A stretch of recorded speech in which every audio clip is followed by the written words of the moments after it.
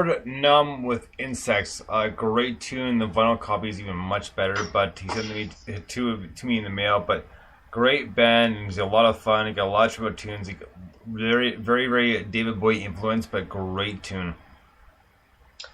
Lord Numb is fantastic. I'm glad you mentioned Bowie, because I think we've said this before. There's a huge Bowie thing going on, and he does so many different things in his music. I mean, to put it into context, isn't he the guy that did the NMS intro, the Dr.Bones? Yes, he did. How completely different is that to this? It's just like he's got so much going on, so much versatility in his music. I find him fascinating. I would love to hear that on vinyl. Don't get me wrong, it's great as a WAV or an MP3 or whatever that is, but I would love to stick that on my record player with a nice glass of scotch and listen to that over and over again. Much to the annoyance of my neighbours.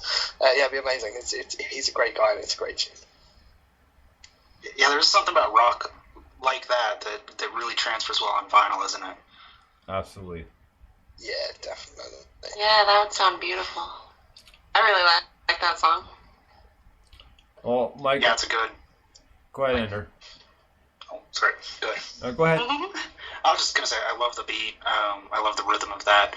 It just kind of drives all the way through the song, and it's cool. Well, I know Mike had a few more questions. Go ahead, Mike. Oh yeah, no, I was just going to ask you guys about your photo shoot. So I mean, that was a really cool photo shoot. It was really out there. You know, we did a nice photo shoot that was black and white in somewhere that looked like a wasteland, but it was kind of very bandy. But yours is very different, and that's kind of stands out. So what was the inspiration and thought behind doing that? I think it started with a shoji screen. No.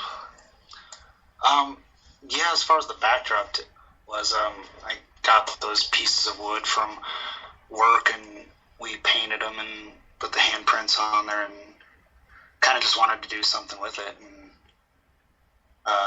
we just started talking and kind of this idea evolved that, we should do something kind of sexualized, but not really about the sex, just about, trying to make a statement. It was kind of, Gina's really into the Free the Nipple movement here in the U.S. and it's an important thing to us. So I don't know. I feel like you could probably explain it better, maybe. Well, no, that was pretty good. Yeah. And then there was the painting the shoji screen and putting the handprints on it. I was like, okay, well, this is a way where we could do it, where we could still actually post pictures. Well, yeah, that's pretty cool. I think that's a really, really cool thing.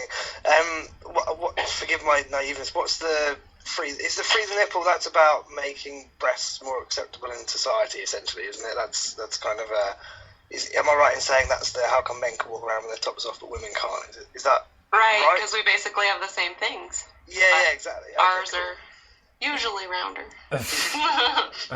Usually. Sometimes, Yeah, cool. It's a really great way to get that across, and it's a really cool shoot because you're right. It's kind of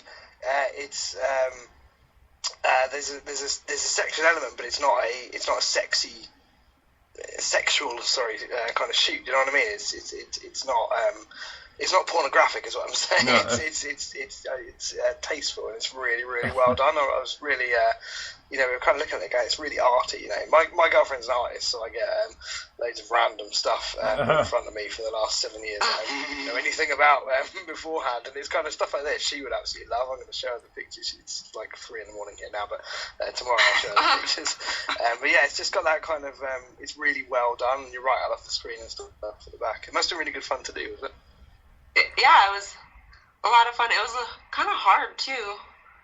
Just figuring out the poses, and we did an original shoot, and then I think something was wrong with the camera because they all came out blurry. We ended up doing a reshoot and did it ourselves, using a bunch of mirrors and a timer. Right on. Love it. Yeah, it's really cool. It gives you guys it gives the band an image, and ultimately it's always going to be about the music. But I like it when people have kind of an image that goes with that, because it just builds familiarity and helps you build a fan base, and it says this is who we are. and I really like that. It stands out, which is cool. So that's why I wanted to ask you. Well, thank you. That's sorry, go on. I was just saying that's kind of exactly what we're going for. So it's awesome to hear that kind of bounce back to us. So really appreciate that. Thank you. Cool. Well, you've nailed it then. Well done. Well, all right then. Well, I've had very little to do tonight. Thanks a lot, Mike. Sorry, man. Oh, no. I'm not complaining by any means. So please continue. So we're going to get to our last song of the night, and he's on an undetermined amount of leave hiatus. This is one man standing up his new EP. This one's called Windows and Wires. Dig this.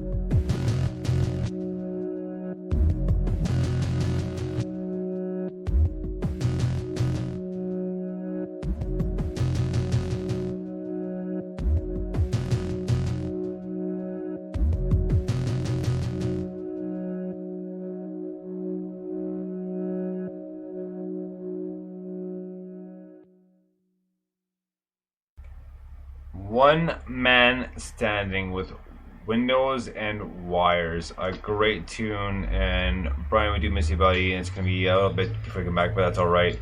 But it's a great EP, and I love the deep bass and the synths in it. He really did a really good job of making the song. Very dark, very deep, like really good tune.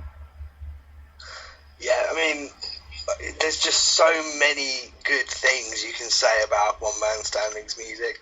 The thing is, what people probably don't realise is the first time I met One Man Standing was about 10 minutes before we went on air for the first time, and we just had a quick chat. And later on we messaged and swapped EPs and stuff like that. And I went away that week and put, I think it was his first EP, he sent me first of all in the car. And I was just blown away by it. I couldn't believe just the quality of everything he did and the precision and the tonality and the way it's mixed and everything was beautiful. And then he sent me this, the second EP afterwards, and I was just like, mate, this is, who are you? It's just like, are you from this planet or what? It's just, and I always describe it as, it should be the soundtrack. I've already said it once in this show already, I'm sure. It should be the soundtrack to the next Terminator movie, or, something like that. It's just the industrial, dissonant, gripping storytelling. It just drives you and it takes you to new places. And he's doing this amazing show later in the year, which I think is being crowdfunded. Yes. And it's just, it's going to be awesome. They're doing it in funeral parlours, and I'll put a link out and let them describe it in their own way. But yeah, he just does so much cool stuff, and obviously, it's a shame he's not here at the moment. He's got stuff going on, and that'll he'll be back, and we miss chatting to him and hanging out on a Saturday night. But I'm glad we get to listen to his music. The other thing I'll say about One Man Standing is he's incredibly humble about his music as well. Whenever we play it, it's kind of like, oh, I think it's nothing, and it's like, no, this is something, mate. This is really top quality. So he's a lovely, lovely bloke, and it's an awesome tune off of an awesome EP, and you should definitely go and get yourself a copy. It's really cool. I'm wondering if it's possible to have too much awesome music in one show. I